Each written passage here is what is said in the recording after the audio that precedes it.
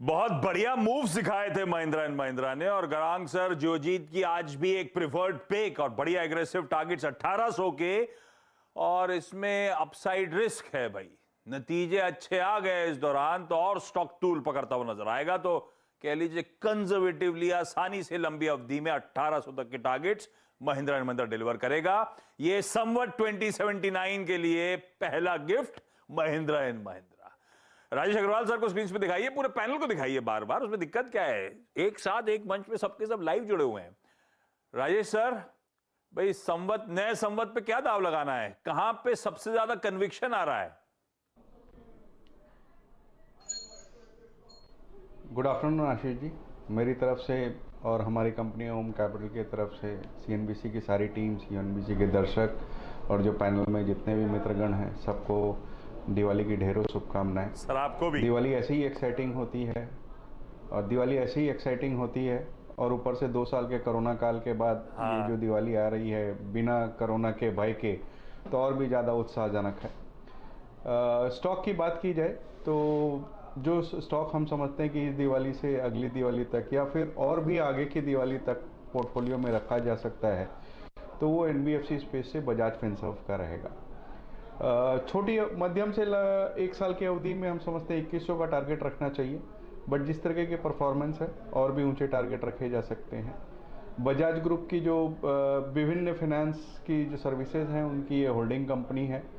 अगर आप देखें तो करीब 52% ये बजाज फाइनेंस में होल्ड करती है, 100% के आसपास बजाज सिक्योरिटीज़ और बजाज हाउसिंग फाइनेंस में है, 74% के आसपास इनके दोनों इंश्योरेंस वेंचर्स में है, लाइफ और नॉन लाइफ में। इसके अलावा डेट फ्री है। एएमसी का इन्होंने लाइसेंस ले लिया है, जो कि हो सकता है कि आने वाले दिनों में म्यूचुअल फंड भी लॉन्च कर दें।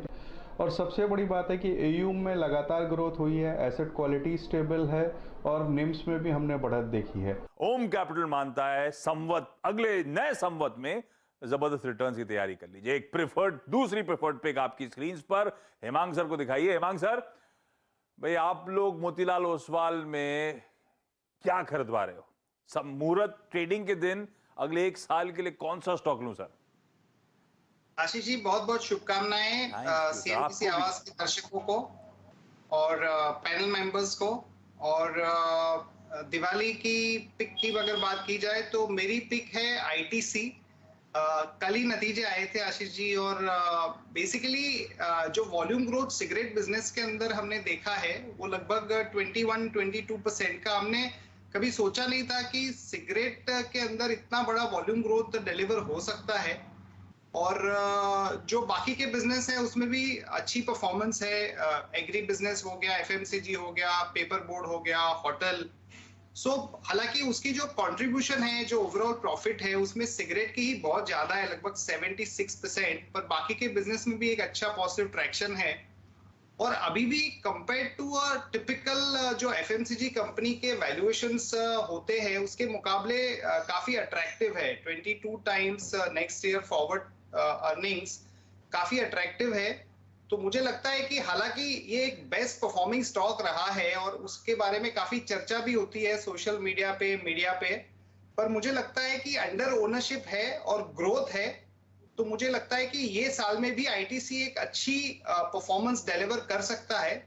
हमारा जो टारगेट है 1 साल का वो लगभग 400 का है, पर मुझे पर्सनली लगता है कि इसमें भी एक सरप्राइज कंपनी डिलीवर कर सकती है। Sudeep sir, good afternoon. Sudeep sir, आपका preferred pick sir. Ashish ji, पहले तो मैं दीपावली और नए साल का शुभकामनाएं सबके लिए देता हूं। Thank you sir. और उम्मीद करता हूं कि अगला साल सबका बहुत अच्छा रहे, मुनाफेदार रहे।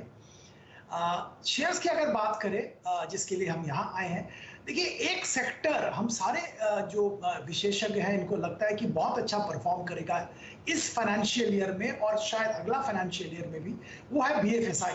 बहुत पिट गया था ये सेक्टर और अब सारे जो लक्षण, सारे जो टेलविंड हम कहते हैं इस सेक्टर के पीछे है।